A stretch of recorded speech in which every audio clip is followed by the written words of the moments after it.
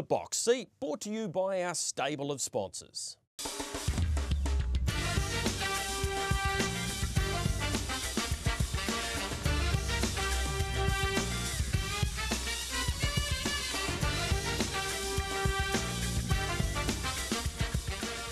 Well, it's Grand Prix day at Addington Raceway on Sunday, Michael Guerin. Off the back of a terrific IRT New Zealand Cup Carnival, we've got a lot to look forward to on Sunday, and this show is all about that. Hi to you. Yeah, hi Greg. It's going to be a thumper. Looking forward to it. It's going to be fun heading down to Christchurch again, and again's the operative word because for lots of people they're still getting over Cup Week and all the excitement and the exhaustion that goes with it. So what we're going to do today is make it easy on you. We're going to dissect all these fields, and well done to Matt and the team at the TAB for having the markets open. Greg, you've been out and about with your little camera and your little car, lot noddy, getting interviews, and I reckon we're going to get a chance to make people some money, Greg, because some of the races look pretty easy. Some of them, I'm starting to wonder whether horse A might be more tired than horse B.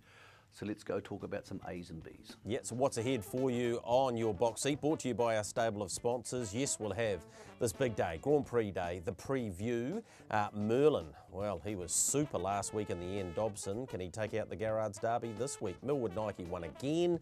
Master Trainer, yes, P. Nairn, 400 wins in the bank for him. We'll update the Inter-Dominions, including last night's heats.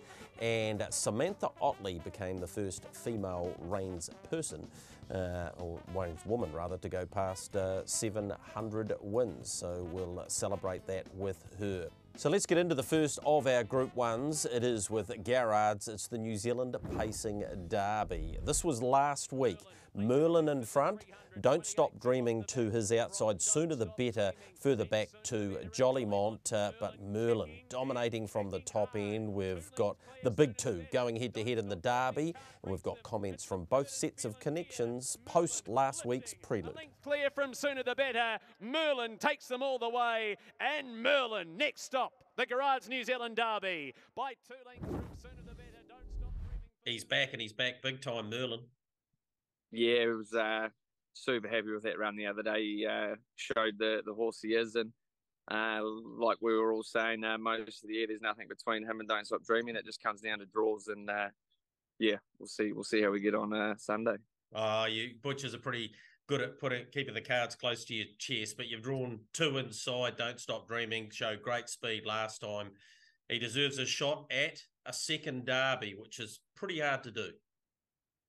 Yeah, that'd be a big thrill for me. The Northern Derby was a big accomplishment for mine, and to win 2 of them in 1 year would be pretty awesome. So it's not often you get a horse good enough to do that. So I think Merlin is, and don't get me wrong, he's going to need to be good on the day because you can't take away anything from those other horses. They all deserve their respect, and yeah, we just got to hope the luck swings our way. Scott, the 2 boys must have pleased you the other night leading into the Derby. Yeah, look, Cornella we didn't think we'd get, but you know, we thought Merlin would be pretty hard, and hopefully the other fella went good. You know, there's a nice run for this week, so we're happy with the results. So be good if they can do it again.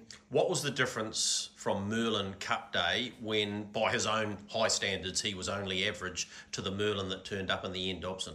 Look, he just sort of got away on me a bit down here, and we just stepped up his work a bit more. And look, he's really come on leaps and bounds the last couple of weeks, and we were wrapped with him last week. So you know, looking forward to this week. All right, and of course the other horse was very good too, Sooner the Better. His main weapon's gate speed early, get himself in the right spot. He's not as good as Merlin, yeah, but he's not that bad either. No, he's not. He's sort of in the probably the third to fifth of the 3-year-olds. You know, it'd be nice if he could get one, but you know, the other 2 sort of seem a bit above the rest. So you know, you never know if they got bad luck and he got good luck. What's the key to beating Don't Stop Dreaming? Because your battle so far, it's pretty much come down to barrier draw and race field position. Yeah, look, it has. You know, a draw will go a long way, that's for sure. And look, I don't think either horse could probably sit outside each other, and you know, hopefully we can get in front of them. By his high standards, Don't Stop Dreaming wasn't at his peak last week, was he? No, he had a little bit of a high heart rate throughout the week, and it's probably, I don't think he's probably not going to sit outside a horse like Merlin and beat him, but I think he's capable of certainly running him to a length, and to us he was a little bit on par. All right, so what's he been like this week? Well, his work's been good enough. We've run a blood of him, and it hasn't come up that his white cells are a little higher, so we'll treat him for that, and hopefully there's more improvement to come. All right, what's the key to beating Merlin, getting in front of him? Yeah, well, he's got such great gate speed. I think if he draws sort of anywhere towards the inside of the front, or even behind the front lines of huge help, and a race like the Derby, I think you've got to utilise that. Probably should have prefaced that by saying Zach Butcher knew what the barrier draws were, Michael, and the other two didn't. 270 into 240. Now Merlin has shortened, and Don't Stop Dreaming, who starts 2 spots wider than him, holding pretty firm around that $2.20 mark. How does the Derby unfold this week? Well, I think for most people, Greg, it's a 2-horse race, and that's no disrespect to the others, but every time these two line up against each other, one of them wins. So if we take that as being a fact, then you think, well, what's going to happen in the first 400? Sooner the Better should roll to the lead, and Merlin then gets the lead off it. And talking to Zach last night, he said, well, I won't be handing up. And then I spoke to Mark Purdon, and he said, we don't expect him to hand up, so I need to sit parked outside him. So just to go back a step from that, the one thing that could add more pressure to the race would be if Jollimont or Wag Star decided they want to roll across the front of the field, try and get to the marker pegs, either stay there or hand up to Merlin. That would confuse things, because then there's more things in play. But if that doesn't happen, and Sooner the Better and Merlin are quick enough off the gate to suggest that that would be a hard thing to do, then Merlin's in front. So last week he looked happy and big and strong and chesty. And when the Art Majors, Greg, get like that, I think it's the best version of them. They're nice, big, rolling, strong horses, whereas maybe they're not quite as good in a dogfight. So if Merlin gets there and Zach has the option, because I don't imagine Mark Purdon's going to just zip off the gate and want to sit parked straight away. That's not how the All-Stars tend to work. They tend to be very neutral early, roll around if they want to sit parked, and then roll up over the last 1,000 metres. The reason that's important is if Merlin gets straight to the lead and there's not that early pressure from a Jollimont or a Wag Star, what's 2,600 metres could become a mile. You see, with the really good drivers, if they have no tempo in the first lap of a race, very quickly that race becomes a lap shorter, because they're not even getting into their lactic acid build-up, or their lungs aren't burning for the first half of the race. That's crucial, because I think Merlin, in a mile inside Don't Stop Dreaming, beats him every day of the week, and the same in reverse. If they have to burn early and Wag Star and Jollimont get involved, Greg, and Merlin has to peak up a little bit earlier, then Mark has the option to move and turn it into a hard 2,600 metres, which I think probably suits Don't Stop Dreaming better. All year, I felt like Don't Stop Dreaming's been waiting for this race and was going to win the New Zealand Derby. But I didn't love what I saw last week, and I did love what I saw from Merlin, and I think they're a lot closer in my mind, Greg, now than they were 2 or 3 weeks ago. The one little thing about all of that which could change is if Mark Purdon decide I'm going to launch at the start. Like he did in the Junior Free-for-All? Like he did in the Junior Free-for-All. So I don't think it's just ABC 100% Merlin's going to lead for fun and get that early first half of the race. Straight out, Michael. But it's the most likely scenario. Who do you think would be fastest off the gate? Because the speed he showed... Merlin will beat him off the gate, no doubt. Okay. He's an art major. He's a big, strong. That's what they do. That's what they're bred to do. I'm not sure they're bred to win derbies, but he's won a derby. Not a derby without Don't Stop Dreaming in it. I think Don't Stop Dreaming might be flat out the better horse, Greg. A lot's going to depend on the early pressure in that first lap, because Mark Purdon said something really interesting to me last night. He said, when I got up outside him last week, I knew he was going to beat us. He looked big and strong and happy. And that's something the horse people see that we don't see. And I genuinely find it the most important information when I talk to anybody, gallops or hunters. How did the horses feel or look to you? Because they know them better than we do. Yep. And that's, for me, it's flip of the coin with those two different scenarios. But most days of the week when I'm betting, I want to be backing the horse on the marker pegs rather than the horse outside it, because one of them's already in front. You're betting on the other one getting past it. I could absolutely see Don't Stop Dreaming winning, and you could make a case. I backed Merlin last night. I think 2.7 was... Oh, that's where the move came from. That's exactly where the move came from. I moved the horse from 2.7 to 2.4. It was one bet, that's all it took. The reason being is, I think there's a chance the other horse might get out to 2.7, and I'll back them both, because I think they're about 95%, maybe 98%, Greg, one of the two of them wins. Yep. And I'm happy to be on them both at 2.7 if that's the case. That's how I sort of saw it. I know that's not incredibly specific. If I had it in my mind, it'd be 60-40 Merlin over Don't Stop Dreaming. What about you? I'm going to go Don't Stop Dreaming over Merlin. I sort of understand where you're coming from with you thinking Merlin has more gate speed, but geez, fast Don't Stop Dreaming. And if Mark wants to win this derby, I think he has to have a crack. So another horse that's going to be on the markers, unfortunately from the second row, is this one, Hoka Conor. He was very, very good in this, Michael, taking on the older horses. He nearly got run down, but this was an interesting way to lead into a derby, wasn't it? Because Franco Norton is very, very good on the grass, and this horse is also very good. He's only been beaten once. He's a wonderful horse, but I can't imagine a worse draw for him, the one on the second line, following out a horse who probably is at best going to be 3 back on the inside, which puts him 4 back on the inside, which means, first of all, you've got to get away from the markers. Secondly, you're going to get away from the markers and give the other 2 favourites a start, who there's no proof you're better than. Put him at barrier 1 or 2, yeah, maybe he can win the derby. And I have no doubts he can go on to win big races. But this, I think the way he's going to win this would be the same way Act Now won the Victoria Cup about 2 months ago. And that would be if Merlin and Don't Stop Dreaming undo each other, which I don't think is going to happen, because it's not usually how they drive. But there is that possibility, but you're asking for lots of things to go right for that to happen. And even then, you've got Sooner the Better sitting on their back, Greg. So Hoka Conor may have to wait to another day. I think he might end up being as good a horse as Team Telfer's had since I've been involved with them.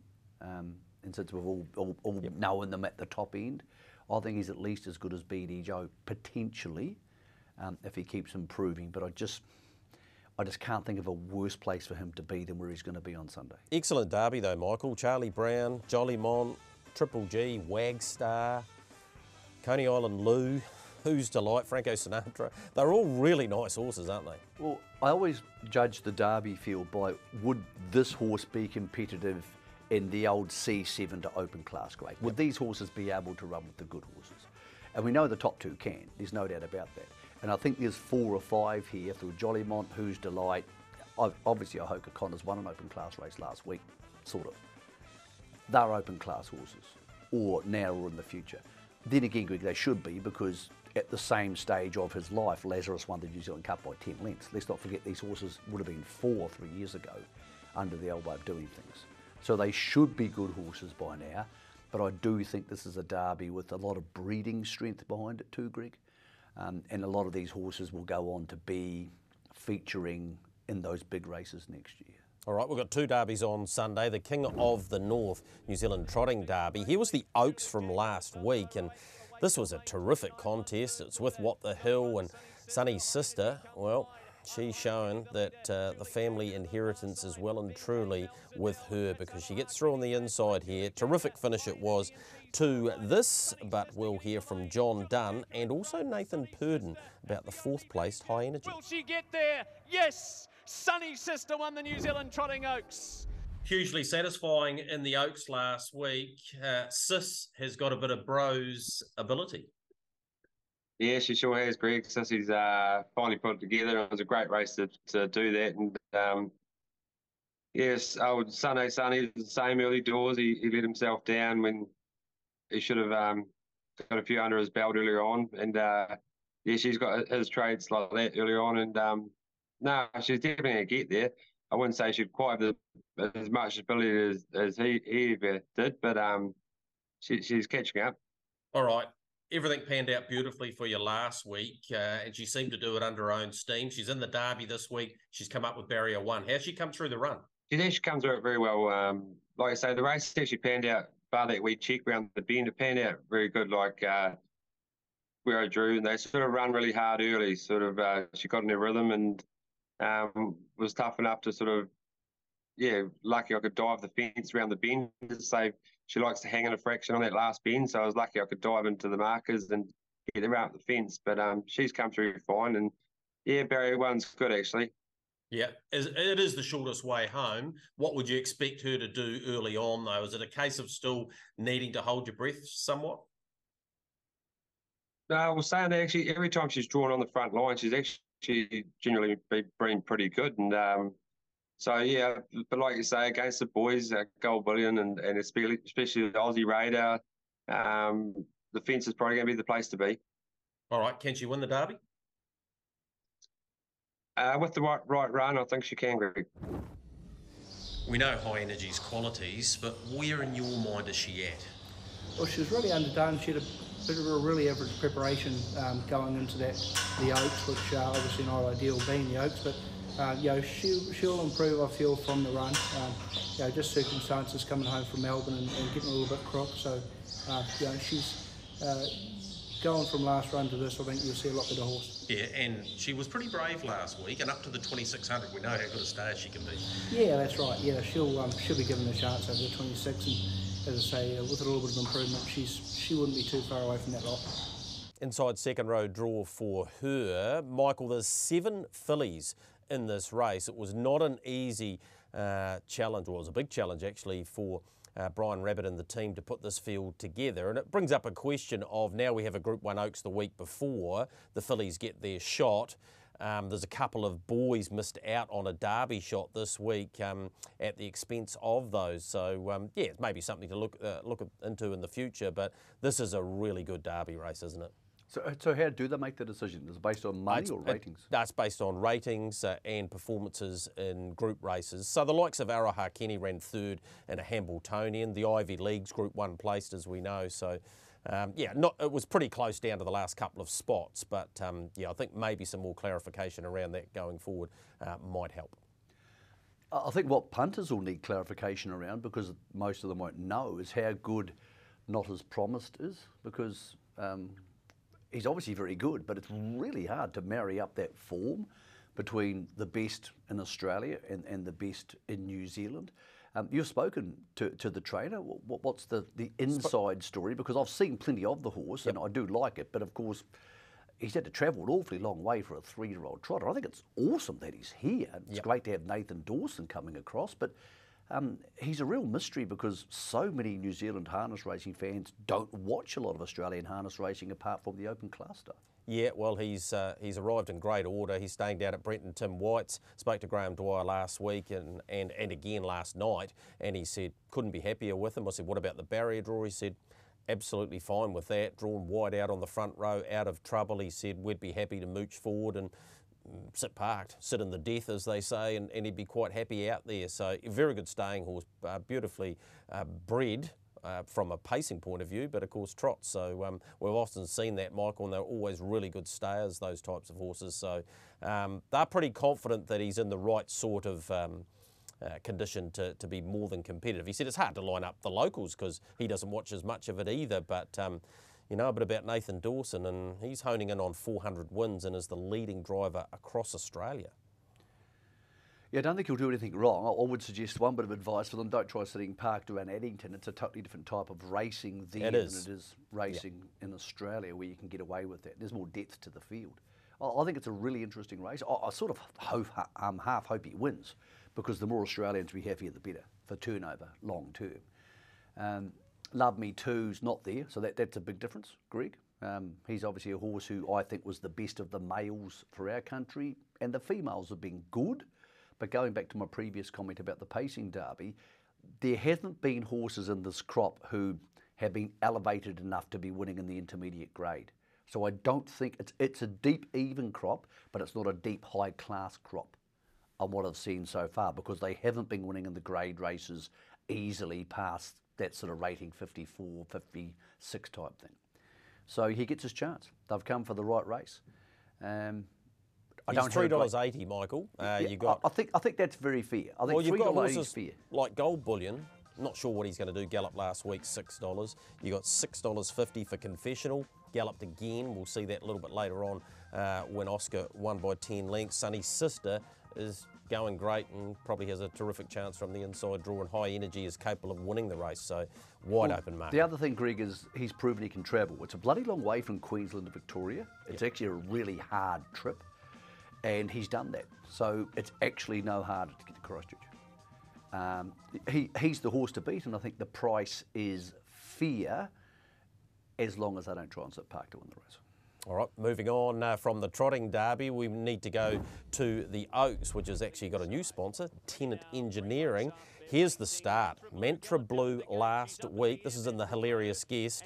She got it all wrong. We'll hear from Zachary Butcher very shortly about what actually happened there. And of course, Millwood Nike got into the middle of the pack, and well, once she got there and that far in front of her, she's that far in front of the rest, she was able to do this. Let's get Matt Cross to bring them home and then hear from the big two in this year's New Zealand Pacing Oaks. The outside, Purdon getting desperate. 2 lengths away, then Carla with Flyby. Artie by the seaside. Millwood Nike. Now she goes to her. Here's 17 in a row. We love her. Millwood Nike won it by 2.5. Second across, Artie by the seaside. Nathan, the Millwood Nike train just keeps on trucking. Yeah, it does. Yeah, she's very special, all right. Last week, she was almost waiting for them. Is that how you guys viewed it? Yeah, she was. She's it's sort of funny because she looks flat around the bend, but it picks up and does what she has to up the lane, and then when they come at her after the line, she can pick the bit up again. So yeah, we have worked her so far in the blinds at home, and if that just sharpens her up a little bit, if not, we'll probably maybe add a 7 sliding blinds to her on race day. All right, you've also got Amora Infidia in there. She looks a good staying type. Yeah, she's actually been really unlucky. She's never really had the right trip and sort of been given a chance. But in saying that, this is a very rich race probably for her. Zach, bar the start, you had to be, well, quite blown away by where Mantra Blue got last week. Yeah, slapped myself on the wrist. That was my own fault. I should have been a little bit more wary of the hobble length on her and played the safe way and put set of shorteners in. So lesson learnt. She should be good this week. All right, so what does that mean? Shorteners go in, maybe pull them up a couple of holes? Yeah, I've actually pulled her hobbles up 2 already, and then the shorteners will go up another couple. So coming off the gate, they should be up about 4 or 5 holes than what they were last week. So you'd like to think should be 99% better. All right, you've drawn one inside, Millwood Nike, who remains unbeaten. How do you beat her? I'm still figuring that out. I'll go have a good look at the field tonight when I get home and go through it. But I know it's probably a big call, but the way I got home the other day, I think the way to beat her from my point of view is with speed. Yeah, and the 2,600 metres, she's such a big scopy filly. That should suit you as well. I think so. I just said to Andrew Drake, she got a little bit keen after that mishap last week, which was probably not something you want going into 2-6. So we might just look to put a different bit on her to bring her back and maybe put a fixed, well, not a fixed hood, but a hood on her, just not the plugs, might just quieten her down a wee bit. So just looking at little things that we can tweak to make sure she's spot on the day to hopefully end that winning streak of Millwood Nike. Which stretched to 17, Michael, last week. Very, very good Millwood Nike. Outstanding Mantra Blue. Well, judging by what Zachary said there, though, there won't be any rushing off the gate for her, and he's going to try and drive Mantra Blue for her speed. Top 2 with the bookie. She's $6 if you want to back her to beat Millwood Nike, but $2.10 I think is very fair. Well, effectively you're taking $2.10 for her to win the race if Millwood Nike's not there, because Millwood Nike, unless something goes bizarrely wrong, will finish in the top 2. So you're actually betting for one spot. And you say, would Mantra Blue be $2.10? Probably close enough. Yeah, probably. And there's always the chance something could happen to Millwood Nike, and therefore she won't be in the finish, like Vincent in the Victoria Derby 6 or 7 years ago. I just think Millwood Nike's so special that I don't know how Mantra Blue's going to beat her. Just on last week, she did go enormous, Mantra Blue. It was fantastic. But often we'll see horses able to do that when they lose ground early, Greg, whether it's a galloper coming out of the gates 5 lengths behind, or a pacer or trotter galloping, and they make up an enormous amount of ground, much of it in that free air. And Zach did drive it beautifully, keeping to the inside. And I also don't think, and I've thought this for a while, as I know you have, I don't think this is a very good crop of fillies. I think it's good, but I don't think it's great, which is why Millwood Nike's dominated it for so long. So she's better than the rest of the fillies. But that still raises the question, how do you beat Millwood Nike? Because I doubt she'll come from behind her to beat her, because as good as that sounds, Millwood Nike consistently runs home in 55 seconds and 27 seconds, and she seems to do it every week. You get the feeling she can do it every day. So if she's going that fast, you need to go awfully fast to run past her. The other option is getting in front of her. Now, Artie by the Seaside seems to like staying in front, and Team Telfer aren't big at handing up in feature races, and that's worked for them a lot. So if Mantra Blue isn't going to be rushing off the gate and getting in front of Millwood Nike and therefore covering less ground than her, she's going to be in the running line with her son, which means she's covering the same amount of ground. Under those circumstances, I can't make a case that Mantra Blue beats Millwood Nike. You could make the case for this. If you want to have in your multis, or you want to have a big bet on Millwood Nike at $1.20, Mantra Blue on your shoulder annoying you might be enough to stop you doing that. But it's not enough for me to want to pin my money on Mantra Blue to see it happen, if that makes any sense. I think Millwood Nike will win. I think Mantra Blue's clearly the second best filly in this group, but I don't want to be putting money on her to find out, because I don't want to be betting against a horse who's never been beaten before. No, either do I, Michael. $10,000 first four is guaranteed every race, and a $50,000 late quaddie too. The Tab putting some pretty big carrots out there for you. Let's go to the last race on the program, which is the Livermore New Zealand Trotting Free for All. This is last week. This is Resolve. A staggering performance from her. At the 800 metres, she copped a bad check. She had to come off the back mark. She had to run down a free-running Muscle Bank and was able to do it. Here's Matthew Cross bringing it home, and then a pretty special interview with a man who also got to a milestone. 3 in front from Resolve, and I Dream of Jeannie. Muscle Bank holding. Resolve will have one last dive. Muscle Bank needs the line. Resolve is coming. She's flying. She'll get up. There's 400 for Paul Nairn. Resolve won it and beat home Muscle Bank. Third in I Dream of Jeannie. Fourth across Hidden Talent. Congratulations, Paul. Pretty special one. Certainly was. Yeah, the horse went super. Yeah, credit to her. Yeah. I know going into the race you weren't overly happy, but gee, on her performances during Cup Week, she deserved to be favourite for that race. So what were you trying to iron out? Yeah, no, I thought, yeah, I think she had a few little aches and pains and things, and I thought in hindsight maybe I should have got her treated soon after Cup Week or flexed up, because I could feel a wee bit of heat here and there. So and the work had just given me the impression she just wasn't feeling quite as good as she can in the work. So I wasn't real confident. Yeah, well, to be fair, that just shows her great courage there, because she had no right to win that, particularly with the check she got at the 800. Yeah, no, I think it's like she's a great athlete, got the will to win, and if there were a few little things that weren't quite right, she just had enough will to win to overcome that, and courage to win the race. Yeah. A milestone for you, 400 wins. I know you said to me out there, I must be getting a bit old, but I think when you've trained as fewer horses as you have at one time, and I know your maximum sort of 10, that's a heck of an effort. Oh, well, I've been lucky to have some nice breed horses and good owners, and it all helps. 400's a big number though, Paul. Yeah, I hadn't really been keeping tally. I didn't realise I was getting up that many, so it just ticks away, I suppose. And it's not over. Next week's a big week. Of course, it's a big age group week as well, and you'll be there with those famous colours of yours again. Yes, we'll have Confessional will be back next week, and obviously the mare, if she comes through this race well, we've got the free for all, so look forward to that. Well, congratulations on the 400, mate, a hell of an achievement. No, thanks very much, Greg, thank you. And she's come up with barrier 1 in the free for all. She has to beat this horse though, Oscar Bonavina. Wow, this was a stunning performance. His second Aldebaran Park with Dancing in the Dark Green Mile, wins by 10 lengths. That's Confessional going for a gallop there. Was clearly going to run second. Mystic Max down the outside, but Oscar's in sublime form. This was a complete domination, and Nathan Purdon had to say this about him when I caught up with him yesterday. Well, Oscar's just in the zone, isn't he? Yeah, he is. Yeah, he's just been a special horse all the way through, and you know, it's probably almost, you could say it's Creedbush's best form. Is part of that down to what you started doing before the Renwick's Dominion and pre-race warming him and getting those old joints and that moving? Yeah, I think so. He does take a while to warm up, and so I think being Dominion Day was the first time Dad drove him since being pre-race, and he noticed a big difference in it. So yeah, I think it is a huge part in helping him.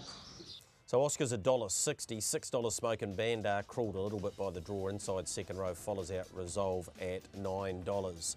Michael, is it just a case of Oscar's race to lose? And on your great mate Paul Nairn, 80 group or listed races, 16 at Group 1 level. He's just been a marvel considering he's only had a licence for really about 30 years. Well, he's done the colours proud, and they're hard colours to do proud. They're the caduceus colours, some of the most famous colours in harness racing, and he's embellished the reputation. I doubt there's been many trainers who have worked harder per horse for their 400 wins, because if it takes a normal person an hour to train a horse per day, and I'm just using that as a figure, it's probably not real, but say it does, I reckon it takes Paul 2, maybe 3. And I've done that with him. I've been alongside him in the morning doing it. His attention to detail and his slow way of doing things means those 400 winners would have taken a hell of a long time. His quirky nature. Oh, I'm very proud of him. He's a wonderful guy, and he's done a fantastic job. I think Oscar Bonavina should be $1.15, and I think the $1.60 is massive. And if you're watching this, you should take it. It won't last. Yeah. And outside something bizarre happening, he'll win. Majestic Man will probably cross the front of the field early, but the good thing about Oscar is I think he has him covered regardless. And he's gone from being in the top 3 trotters in the country, Greg, to the top 2 until we see Bolt for Brilliance coming back to his best, which we will have at the North at some stage in the summer, and Muscle Mountain's not there. So he'll win. Yep. He's just got a throat infection, Muscle Mountain, so that's why he's not there. So he should bounce back from that. Right. That's half the Group 1s on Sunday. When we come back, we'll have a look at the 2-year-olds. Just got a note through too. About 5 years ago when that Operation Inca thing happened, there was a fundraising night and they raised about $2,500. They've decided to put that into the Katie Cox Fund, so good on the guys for doing that. Short break for us. On the other side, 4 more Group 1s to have a look at.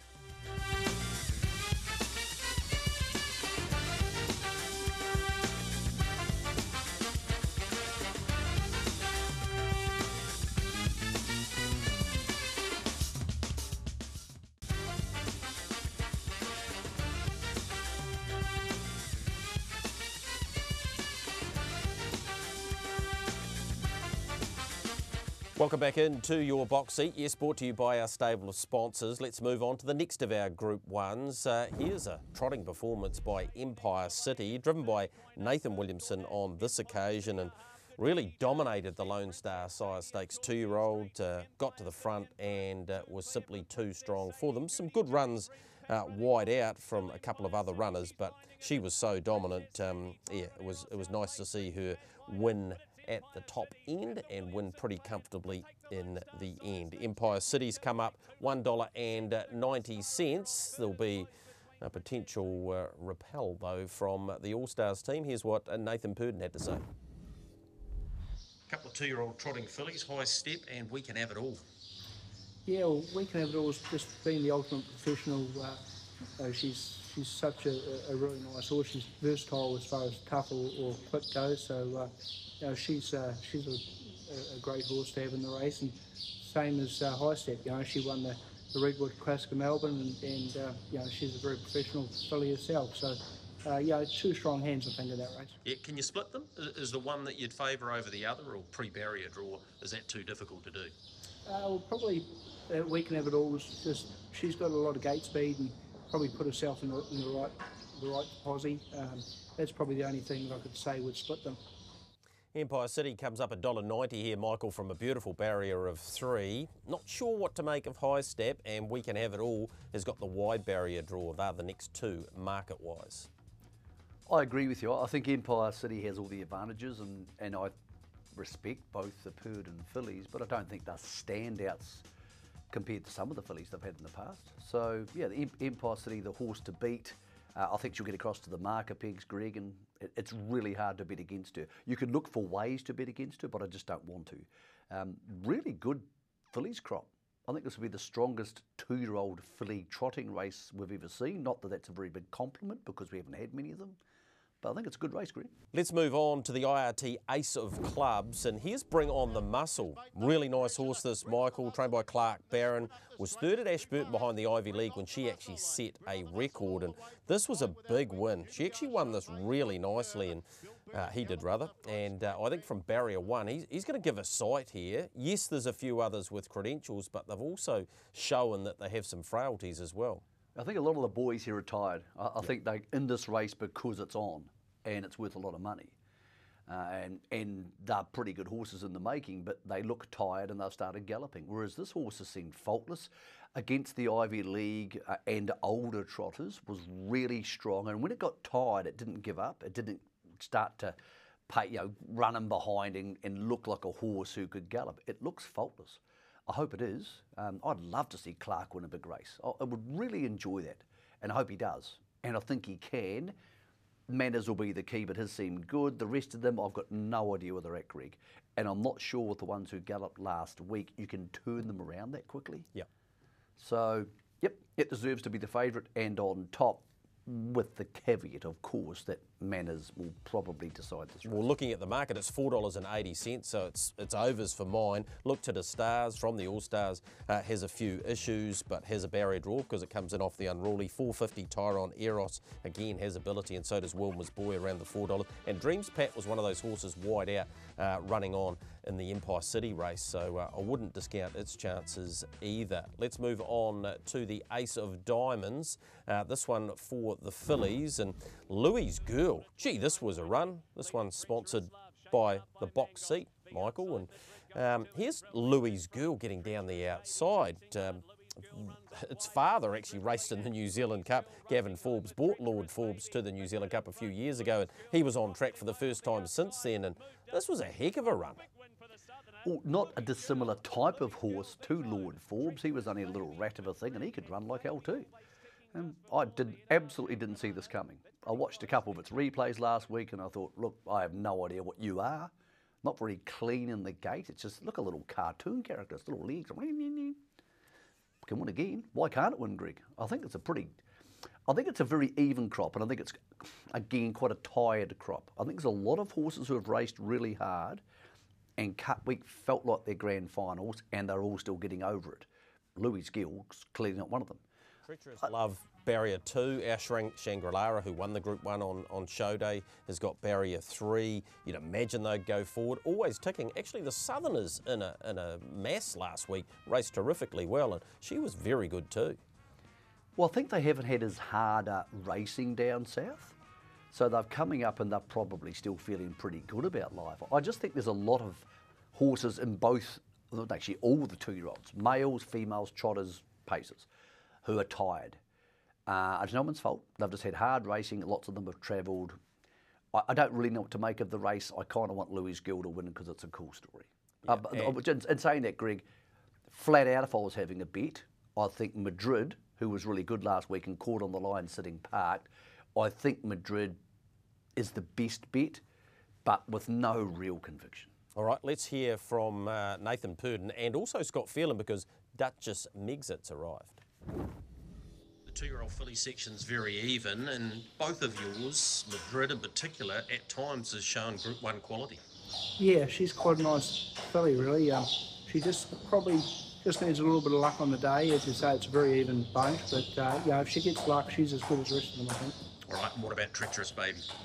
Probably been a shade disappointing for what we had her at sort of at the start of the season. We thought she was going to be quite a nice filly, and once again we run above her too, and it wasn't quite right. So I do think she'll improve, but she will need to improve. Scotty Dutchett's Megs, it's obviously showing you guys enough to have a crack at a Group 1.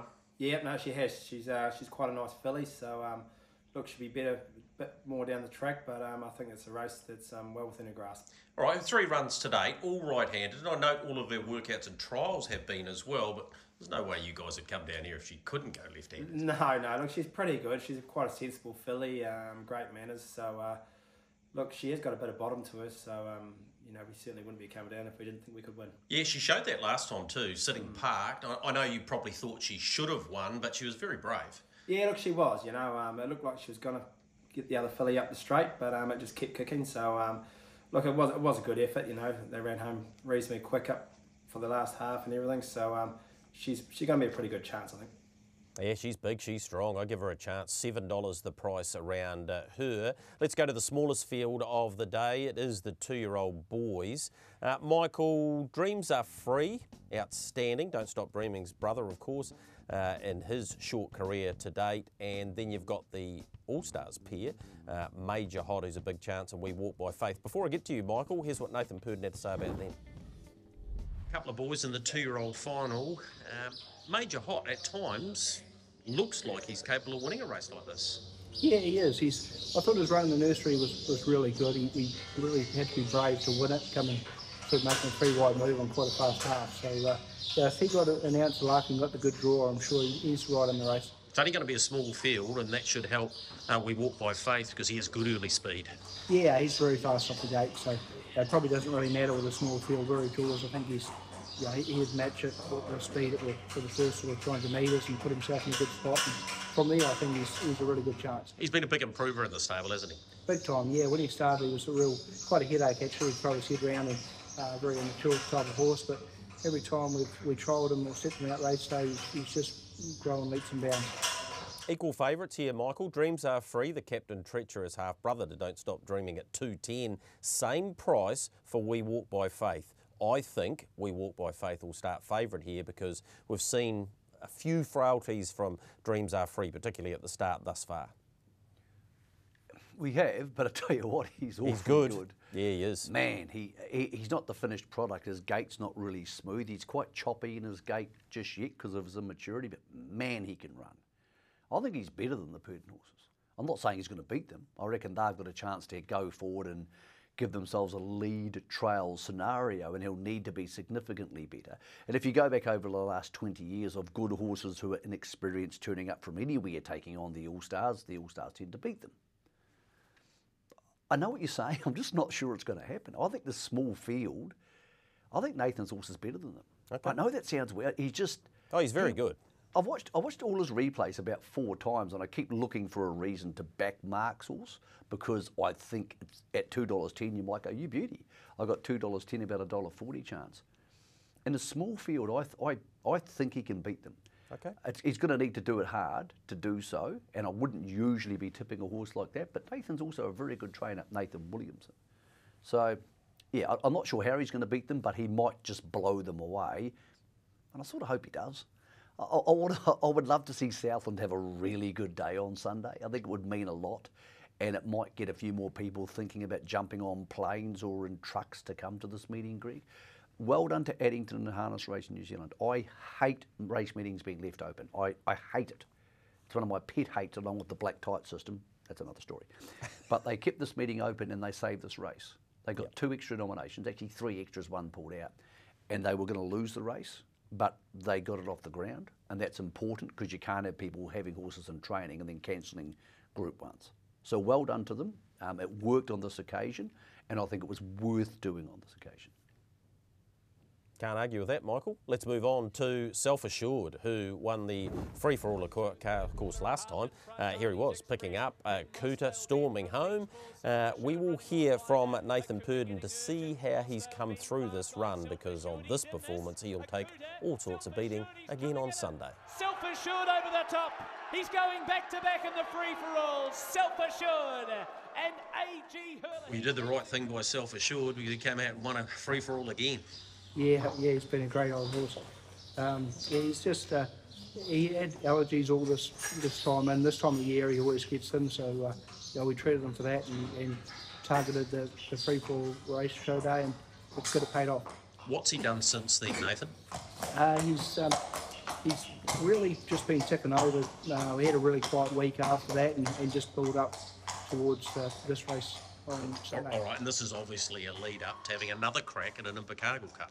Yeah, that's right. Yeah, if he continues this line of form, we all know he's as good as the rest of them on his day. He got beaten in this race last year, Michael, and Beach Ball's drawn to his inside. Beach Ball $2.50, $1.85 self-assured. Is it as simple as that? So, very hard to make a case anything else can win. I think lots of them are out of form. And Beach Ball should roll to the lead. Gee, it'd be tempting to try and blast across him with a self-assured and turn it into a race where you have the advantage over him. I don't think I'll do it, but gee, it'd be tempting. I think he'll win still. I think $1.85 is very fair, just on the fact he's going to the Invercargill Cup. When I spoke to Mark last night, he said Akuta is likely to head there now too. Right. So Akuta to miss the Northern campaign and go to Invercargill. So he and Self-Assured, that's wonderful for the Invercargill Cup. Well done to them if they get them both, and I think they will. So yeah, two of the best horses in the country heading down there for their big cup again with a very strong support cast. But I like Self-Assured to win. Beach Ball will get his chance, Greg, because I see him being an uncontested leader and being able to get up ahead of steam. But yeah, still Self-Assured because he did just come from last to win a New Zealand free-for-all. Yep, 110,000, that Invercargill Cup on Friday the 22nd of December. That's been a big look at Grand Prix Day on Sunday. Hope we've helped you out there. Helping herself out to a milestone was Samantha Otley. As we go to our final break, here she is beating the master Mark Purdon, getting it done here aboard Holly Highlander to become the first ever female reigns woman in New Zealand to go past this mark. Sonny Louis, Holly Highlander, they hit it very close, desperately close in fact, between Sonny Louis and Holly Highlander. Sam Otley came into the weekend on $6.99 and our leading female driver in New Zealand has now made it 700 wins aboard Holly Highlander.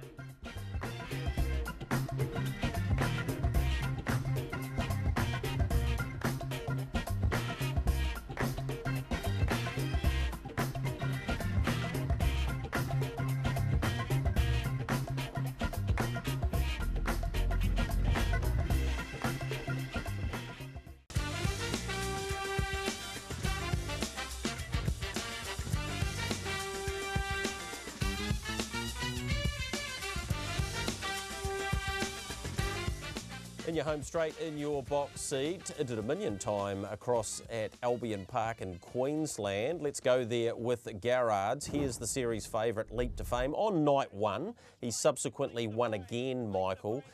He dominates this field and he won probably not as impressively last night, but he deserves to be the favourite. He doesn't have to travel far and he loves Albion Park.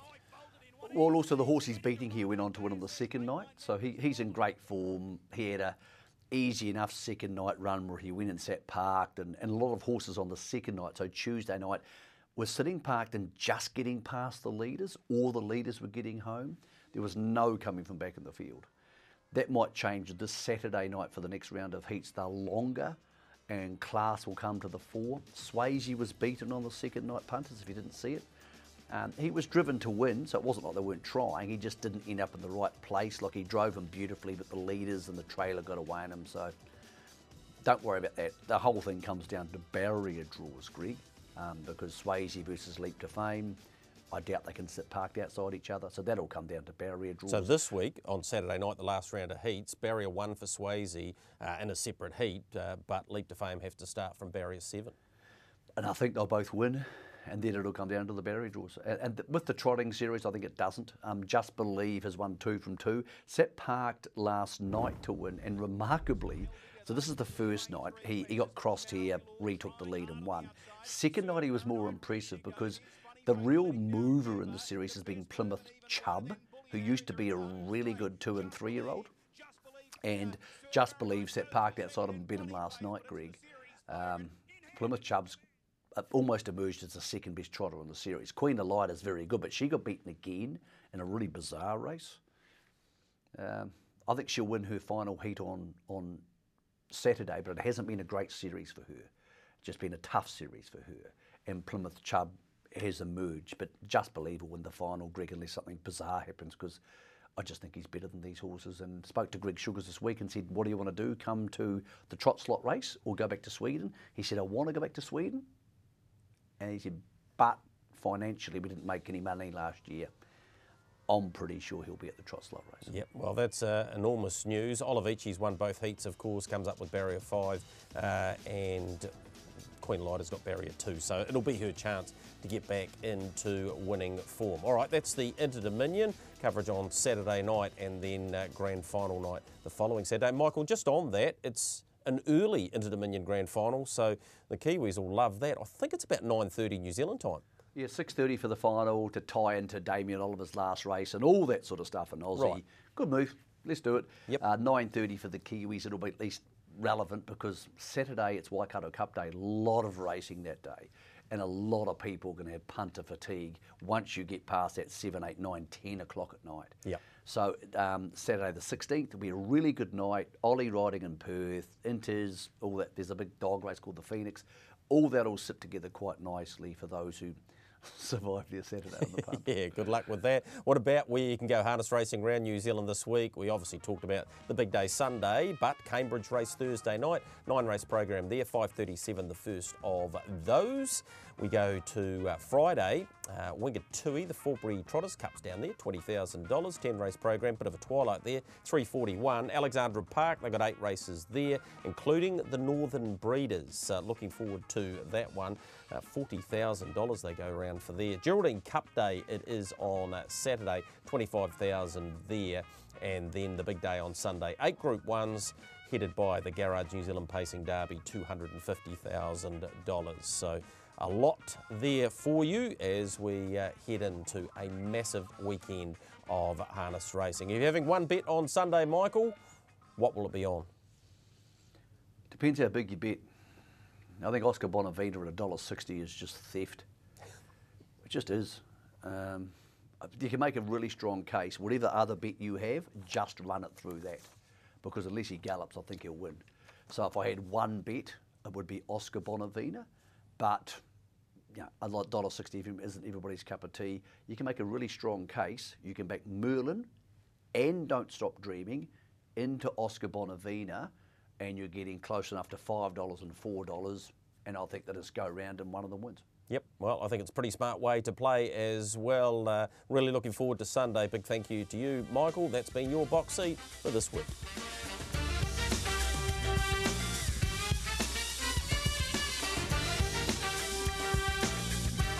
The box seat, brought to you by our stable of sponsors. Harness Link, for all your worldwide harness racing coverage. Brecon Farms, New Zealand Bloodstock Standardbred. IRT, it's your horse and our passion. Garrard's Horse and Hound. Lincoln Farms, Renwick Farms, Harness Racing New Zealand. The clubs, Auckland, Cambridge, Addington and Ashburton, and the TAB.